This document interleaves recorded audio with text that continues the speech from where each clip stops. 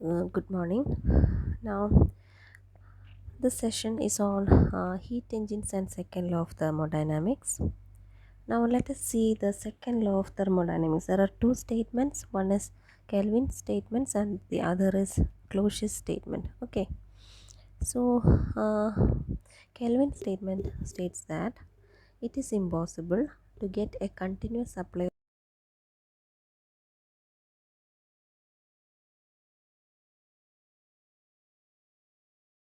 Now, we will learn about heat engine in the coming sessions. Briefly, I will tell you that a heat engine means it has got three essential parts. It is a device that converts energy into work. Okay, heat energy into work. So it has got three essential parts. One is a hot body source. The other one is a cold body sink, and the another one is the working substance. Okay, now actually the function of a heat engine is that this working substance, it absorbs some amount of heat from the hot body, that is source, and convert a part of that heat into useful work and rejects the rest to the cold body sink. That is how a heat engine works. Okay, so in order to obtain work, definitely there should be a flow of heat from hot body to cold body. That is, the source and sink must be at different temperatures. There should be a temperature difference. Then only we can extract work. That is, and then only energy will be converted into work. That is, so difference of temperature is very essential. If source and sink are at same temperature, what will happen? Then heat flow will not take place, and hence no work will be done. Okay, now we know that as the working substance, as it absorbs more and more heat from the hot body, definitely the temperature of hot body will fall, and finally it will become a cold body, or it will attain a temperature similar to that of its surroundings, and the engine will stop working. So the presence of sink is very much essential for the continuous conversion of heat into work. So that is Kelvin's statement and its explanation. The other statement is Closius statement. It states that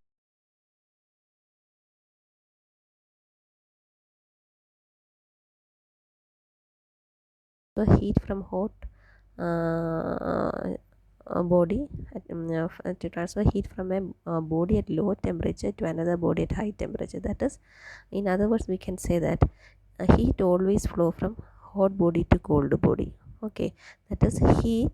If the heat wants to flow from cold body to hot body, then definitely there should be a help from an external source. That is, without the help of an external source, heat cannot flow from cold body to hot body.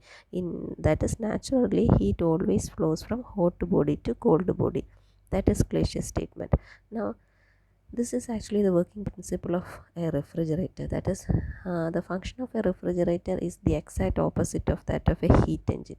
What does heat engine do? It absorbs heat from hot body, convert it, some of it into useful work, and then reject the rest into the cold body sink.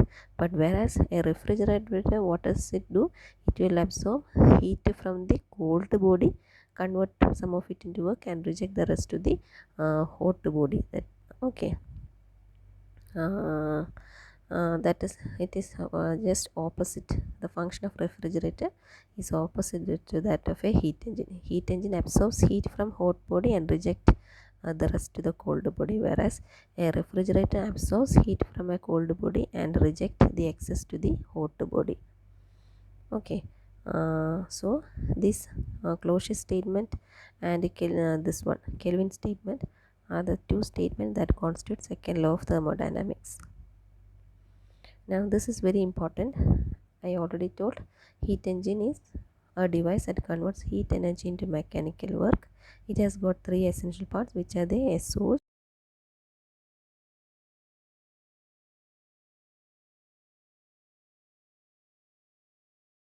lower temperature.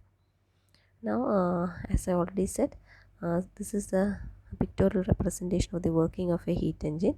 That is, here the working substance absorbs Q1 amount of heat from the hot body source, which is kept at a temperature T1, and it converts some of the absorbed heat into useful work W and reject the rest amount of heat Q2 to the cold body sink, which is kept at a temperature T2.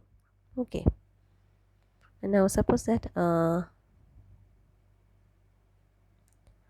Q1 amount of heat is absorbed from the source at temperature T1 and Q2 amount of heat is rejected to the sink kept at temperature T2. Then the net amount of heat absorbed will be dQ is equal to Q1 minus Q2. Now as per first law of thermodynamics, dQ is equal to du plus dW. Now we know that this is a cyclic process, so the change in internal energy, that is du, will be 0. So what is remaining is only dQ is equal to dW, or Q1 minus Q2 is equal to W. So we can define thermal efficiency eta as the ratio of net work done by the heat engine in one cycle to the heat absorbed by the working substance from the source, or that is work output W by heat input Q1. So W is again rewritten as Q1 minus Q2 divided by Q1 is written as such. So that will be again equal to 1 minus Q2 by Q1. So as some heat is always rejected to sink, Q2 is never equal to 0. So we can say that efficiency of heat engine is always less than 100%. Next is Carnot engine. Here a Carnot engine is actually a theoretical concept.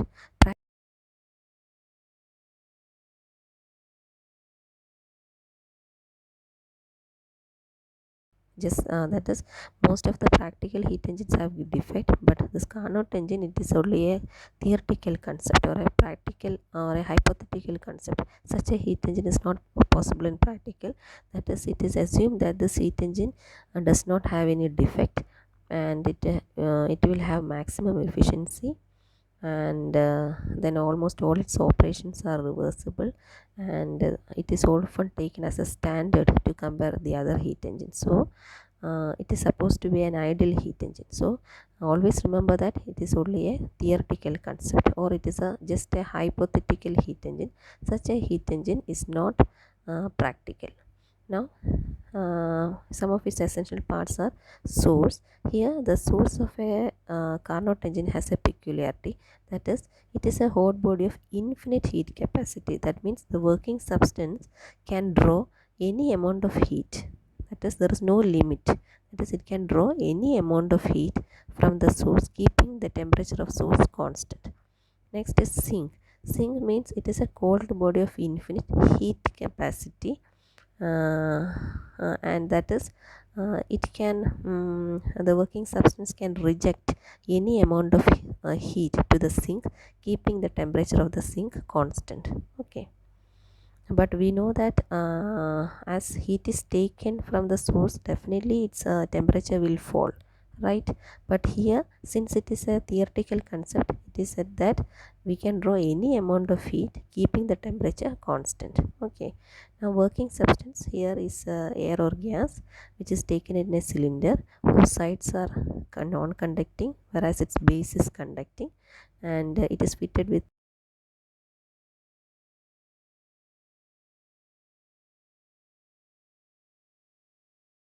platform, and it is mainly used to isolate it from the surroundings. Now this is the most important part. It will be always asked as an essay question, that is, derive the expression for work done by a Carnot engine per cycle, or Carnot cycle. Okay, now see here, the working substance is subjected to a cycle of operations, that is, the working substance is subjected to 4 different type of operations as shown in figure, and all these 4 operations will constitute one Carnot cycle, and our aim is to find the work done in that Carnot cycle. Okay, or work done in one Carnot cycle. So which are the 4 operations?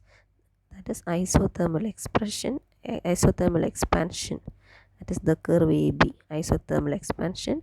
This is adiabatic expansion, isothermal compression, adiabatic compression. Okay, so these 4 operations will constitute one Carnot cycle.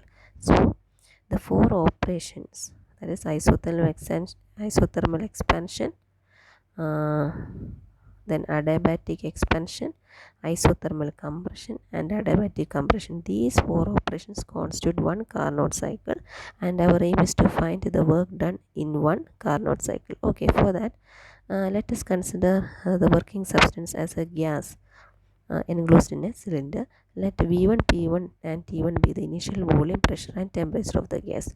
So let us see these 4 operations one by one. First is isothermal expansion. So for isothermal expansion, that working substance is first placed on the source.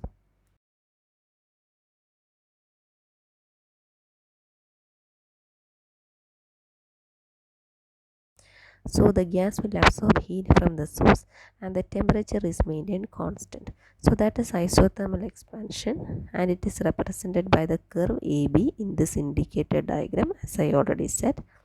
Now let Q1 be the amount of heat absorbed and let W1 be the amount of work done by the gas in isothermal expansion from the point A to the point B. Okay, so work done, the expression is W1 is equal to RT1 log V2 by V1. It is nothing but area enclosed by the curve ABGEA.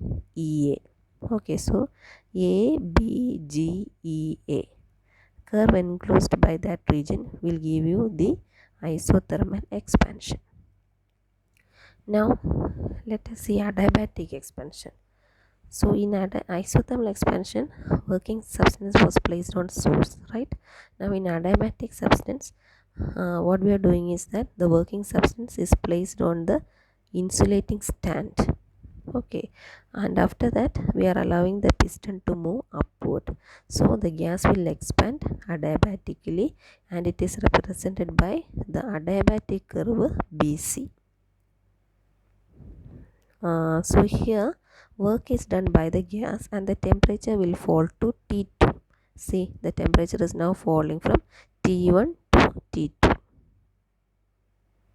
Now let W2 be the amount of work done during this adiabatic expansion from the point B to the point C. So the expression for work done will be W2 is equal to R T2 minus T1 by 1 minus gamma. It is nothing but area in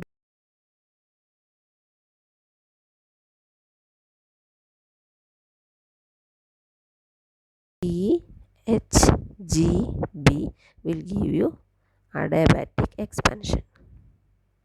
Next one is isothermal compression. Again we are placing the working substance now on sink. So in the first case we place the working substance on source, then on the insulating platform, and now on the sink. Now we are compressing the gas. How? By moving the piston inward. So it will reject some amount of heat to the sink. So this process is represented by the curve CD. Okay, CD, and let W3 be the amount of work done during this process, that is during the isothermal compression from C to D. The expression for W3 is given here, that is RT2 log V4 by V3. It is nothing but area enclosed by the curve CDFHC. Here the negative sign indicates that the process is taken in the reverse direction, that is a case of reversibility. See how the arrow is written, it is in the reverse form.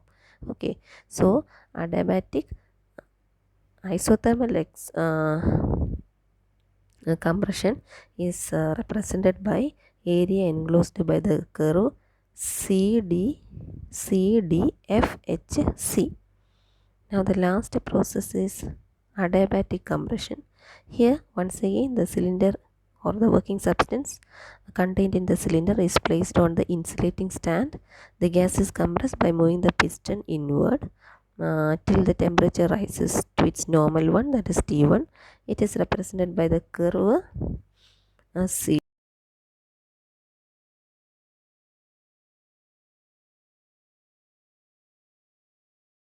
Is given by the expression RT1 minus T2 by 1 minus gamma. It is nothing but area enclosed by the curve DAEFD. So the area enclosed by the curve DAEFD will give you adiabatic compression. So these four processes, isothermal expansion, adiabatic compression, isothermal expansion, adiabatic expansion, isothermal compression and adiabatic compression, these four operations constitute one Carnot cycle. So work done by the engine in a cycle is given by, you are adding all these areas, that is area enclosed for isothermal expansion, adiabatic expansion, isothermal compression, adiabatic compression. So altogether the area enclosed by that whole loop, that is ABCDA, will give you the work done by the engine in one cycle. So work done by the Carnot engine in one cycle will be given by the area enclosed by the curve ABCDA as per the indicated diagram. Now using those equations 1, 2, 3 and 4, we can say that the total work done W will be W1 plus W2 minus W3 minus W4. Why minus? I already said those two processes are taking in the reverse direction. Okay, which are they? Isothermal compression and adiabatic compression. Now you are just substituting those expressions for W1, W2, W3 and W4. These two will get cancelled. What is remaining, that is this, these two will get cancelled, and what is remaining is only this one. Okay, that is written here.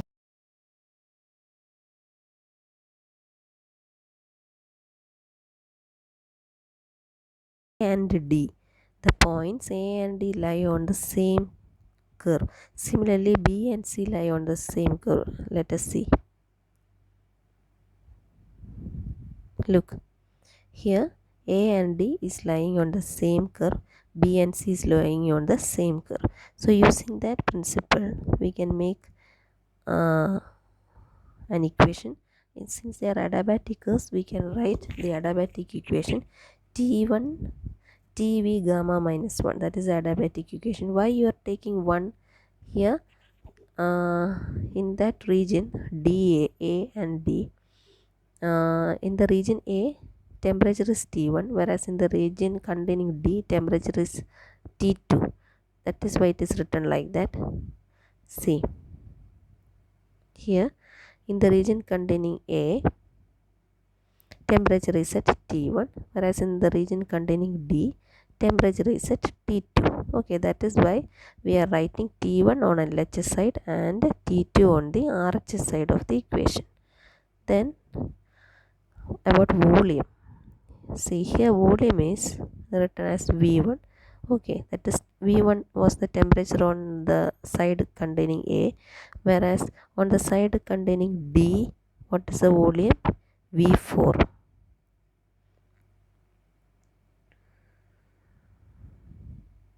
See the volume. In the region A part the volume was V1, whereas in the region D volume was V4. That is why we are writing V1 on LHS and V4 on the RHS side. Okay, so from here we can get T2 by T1 as V1 by V.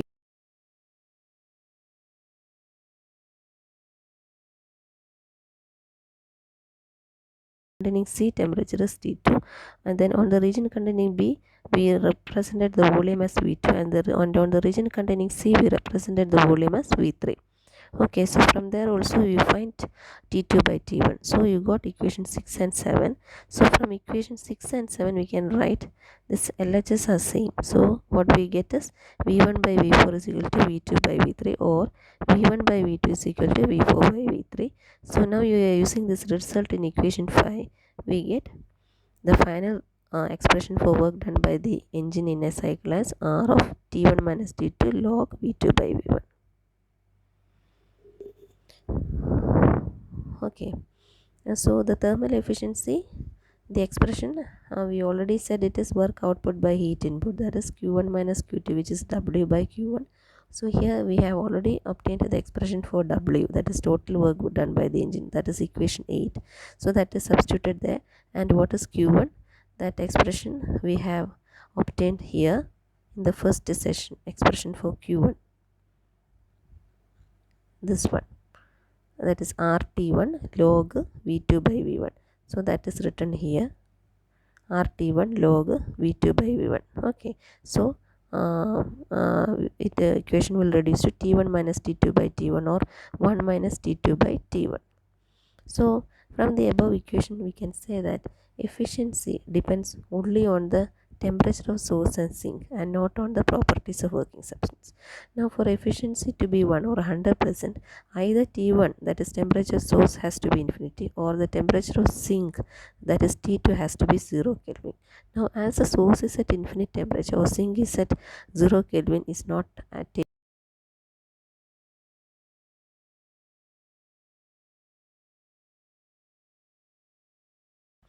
now, if temperature of source and sink are equal, that is if T1 is equal to T2, then what will be efficiency? 1 minus T2 by T1, that will be 0. That is, Carnot engine will not do any work. Okay, that is, it is impossible to convert heat into useful work. So, in order to convert heat into useful work, both source and sink are to be at different temperatures. That is, there should be a temperature difference for the continuous conversion of heat into work. Also, Q2 by Q1 is equal to T2 by T1, and now as T2 is not equal to 0 and Q2 is not equal to 0, that is, some heat should be rejected to the sink. Hence efficiency can never be equal to 100%. So in this session what is important is state second law of motion. That is, there you have to state Kelvin statement and Closure statement. And the most important essay question from this thermodynamics is derive the expression for work done by the Carnot engine in one cycle with a neat diagram. That is, that diagram means you have to draw this indicator diagram. First of all, you have to tell what is a Carnot cycle is, then you have to draw this indicator diagram, and then you have to explain each of these four operations along with the expression, that is isothermal expansion, isothermal adiabatic expansion, isothermal compression, adiabatic compression, and finally derive this result. Okay, up to this much you have to write for that essay question.